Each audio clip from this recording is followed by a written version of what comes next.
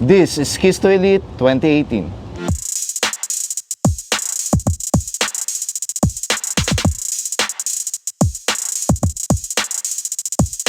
So bago ang lahat mga ka-bike to work, don't forget to subscribe in our channel at i-click ninyo yung notification bell para lagi nyo matanggap ang latest update, latest episode at mga tips from Bike to Work PH channel.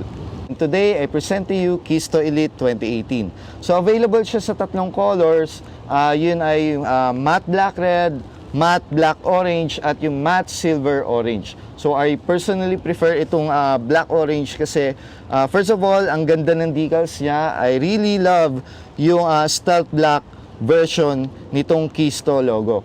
So sino mag-aakala na mag-release ng ganitong mid-level range yung KEYSTO, dahil dati ang nire-release lang nila na bike is for entry level, and most of its part, yung karamihan ng mga parts doon ay bakal pa at talagang palitin. Kapag naulanan at kapag hindi agad nabanlawan, maaaring kalawangin agad. So equip ito ng 27.5 at ang lapad niya ay 2.10 na gulong at kenda yung tatak ng kanyang tire.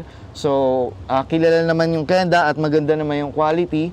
At ito rin ay mayroong double alloy rim wall, and the wider the tire is, ang ibig sabihin mas maganda yung grip mo kapag nagba-bike to work ka. Isa sa mga hinahangaan ko rin dito sa KEYSTO Elite ay yung smooth alloy welding finishing niya. Kung mapapansin nyo, manipis lang siya dito, pero kapag tinignan mo sa taas ay malapat talaga siya. So it also represents na ultra light frame yung KEYSTO Elite 2018. At para sa mga nagtatanong, ito ay tapered head tube. Ito ay printed na rin dun sa mismong frame. At naka-internal cabling siya, kaya maganda at malinis yung pagkaka-finishing sa kanya. Ang fork ng KEYSTO Elite 2018. So mapapansin nyo na meron siyang 100mm travel at yung radius ng kanyang stanchion ay 32mm. So yung pinakakatawan niya ay alloy, pero yung stanchion niya, ito yung stanchion niya is bakal. At I'm impressed dahil ang ganda ng laro niya, especially kapag mabako. So hindi mo halos ramdam na nasa bako ka, except na lang sa likod na part dahil of course ito ay hardtail. So meron itong mahabang handlebar at ang sukat nito ay 700mm. So tamang-tama lang siya for bike commute, hindi sobrang haba, hindi rin sobrang ikli. At in-upgrade ko rin yung stem nito. Dati yan ay KEYSTO at 80mm yung dati niyang stem, pero pinalitan ko lang siya ng 50mm dahil mas gusto ko na mas mabilis yung pag-maneuver ko o pag-maniobra ko sa bike. And by the way, ito nga pala ay equipped ng L2AX 11-speed gear set. So hindi pa siya group set katulad nga ng napanood ko na video from Anli Ahon.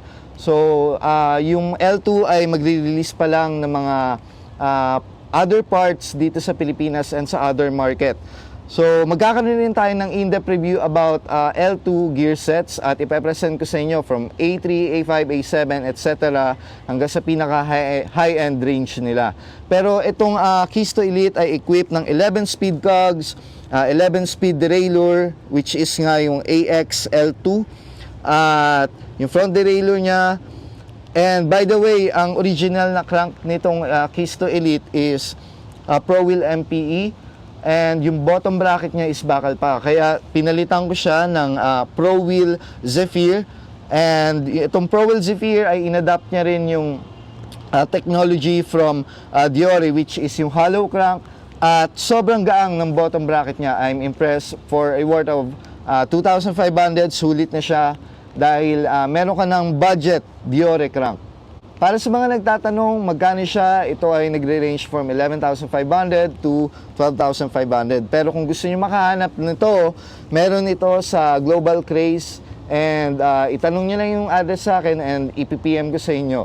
So sulit siya. Kung tatanungin niyo ako, would I recommend this bike? Yes, I will absolutely recommend KEYSTO Elite 2018 at hindi mo pagsisisihan. And ito rin pala ay may hydraulic na generic. Ang name ng hydraulic niya is X-Spark. Pero magagawa niya naman na makapag-brake na maayos. Pero kung ako tatanungin mo, mas maganda kung mag-Shimano ka or Tektro, Origa. So mas maganda yon dahil mas maganda yung braking power nun. So ang tanong, masarap ba to sa akyatan? Yes, nagamit namin ito sa pag-akyat, and kung makikita nyo sa video na sobrang effortless lang nung pag-akyat nung nasa video, dahil ito ay naka 11 speed, and of course yung experience ng umaakyat. Pero para sa mga buguhan, ire-recommend ko rin to dahil hindi ka mahirapan kung meron man mga uphill sa mga long ride nyo, or kung papasok man sa trabaho, dahil meron itong 11 speed na cogs. And by the way, take note ko lang, no, itong Pro Wheel Zephyr ay naka 2x setup. So maganda yung itsura niya, it adds style, at mas magaang siya. Pro Wheel hollow crank.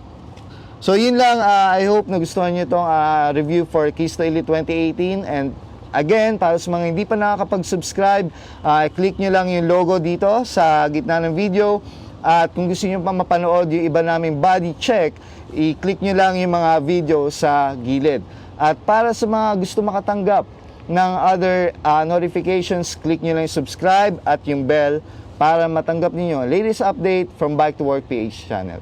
So yun lamang, ride safe and share the road. Mag-ingat kayo dahil medyo sunod-sunod yung ulan ngayon, madulas yung daan, alalay lang sa brake, alalay lang rin sa speed.